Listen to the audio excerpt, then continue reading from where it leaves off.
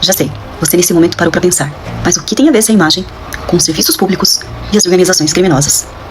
Tenha calma, que nós vamos te explicar. Então vamos lá.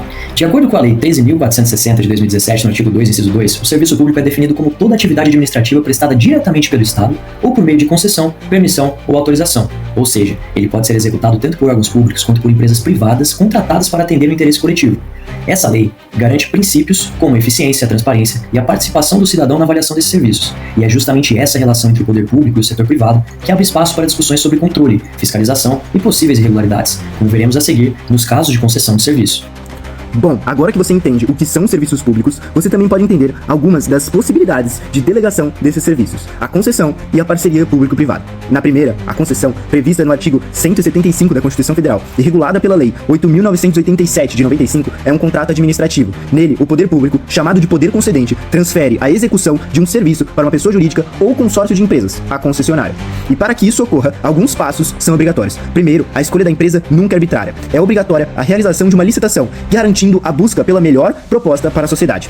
Segundo, a empresa vencedora assina um contrato e assume a prestação do serviço por sua conta e risco, ou seja, assume integralmente o risco do negócio. Terceiro, na concessão comum, a concessionária é remunerada principalmente pela tarifa paga diretamente pelo usuário. E tudo isso é feito dentro de um prazo determinado no contrato. E o mais importante, durante esse período, o Estado não se omite. Ele tem o dever de regular e fiscalizar a qualidade do serviço, exigir investimentos e garantir que o interesse público seja atendido.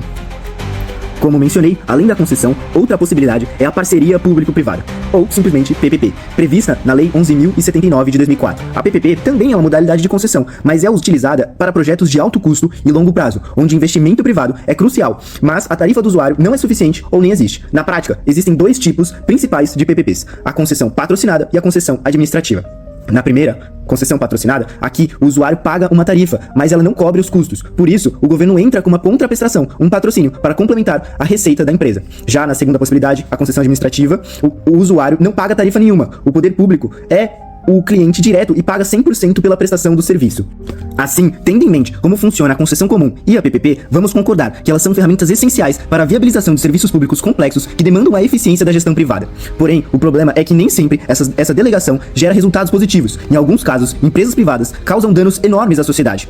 Uma possibilidade muito macabra é quando, por exemplo, por trás de uma empresa privada há uma organização criminosa. Agora, entrando no conceito de organizações criminosas, a Lei nº 12.850 de 2013 define no artigo 1º, parágrafo 1º, que uma organização criminosa é a associação de 4 ou mais pessoas, estruturada e com divisão de tarefas, ainda que informal, com o objetivo de obter vantagem mediante a prática de infrações penais graves. Ou seja, não estamos falando de crimes isolados, mas de grupos organizados com hierarquias e funções bem definidas, algo que permite a esses grupos se infiltrar até mesmo dentro da administração pública, por meio de contratos, licitações e concessões. É essa estrutura organizada que torna a atualização deles ainda mais difícil de ser detectada e combatida, especialmente quando há corrupção ou fragilidade na fiscalização dos serviços públicos. Essa conexão perigosa acontece justamente quando o espaço público, que deveria servir ao interesse coletivo, é utilizado por organizações criminosas para fins privados. Isso pode ocorrer em diferentes níveis, desde pequenas fraudes em contratos até grandes esquemas de cartel e corrupção dentro de concessões públicas. Quando o Estado terceiriza a prestação de serviço, como limpeza urbana, transporte, ou até no nosso caso, cemitérios, ele transfere a execução, mas não a responsabilidade. E é nesse ponto que a ausência de controle efetivo cria um ambiente fértil para práticas criminosas.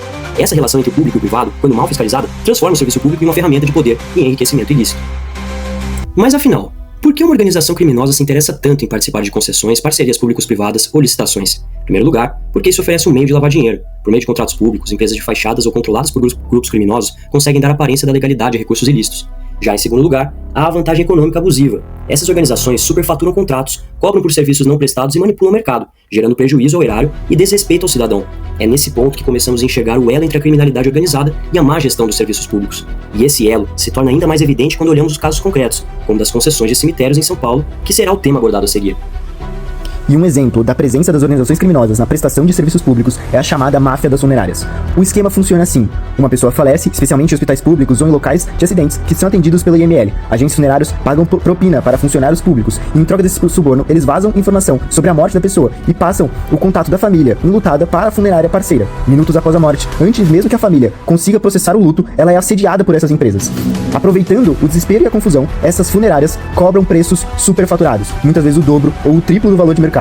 Como a família está fragilizada, ela acaba aceitando o primeiro que aparece. Muitas vezes, essas empresas também formam cartéis. Elas combinam os preços entre si para eliminar a concorrência e garantir que a família não tenha a escolha a não ser pagar o valor abusivo. Agora que você entendeu os conceitos de serviços públicos, concessões e PPPs e o que é uma organização criminosa, ficou mais fácil entender esse exemplo que trouxemos do caso das concessões dos cemitérios municipais de São Paulo. O combate a essas organizações criminosas é essencial para proteger a dignidade das famílias enlutadas e evitar que serviços públicos sejam capturados por interesses ilícitos e ferir os direitos e garantias fundamentais de todo cidadão. Por isso, medidas mais rigorosas de fiscalização e integridade na gestão dos serviços públicos são indispensáveis para garantir justiça, respeito e segurança para toda a sociedade.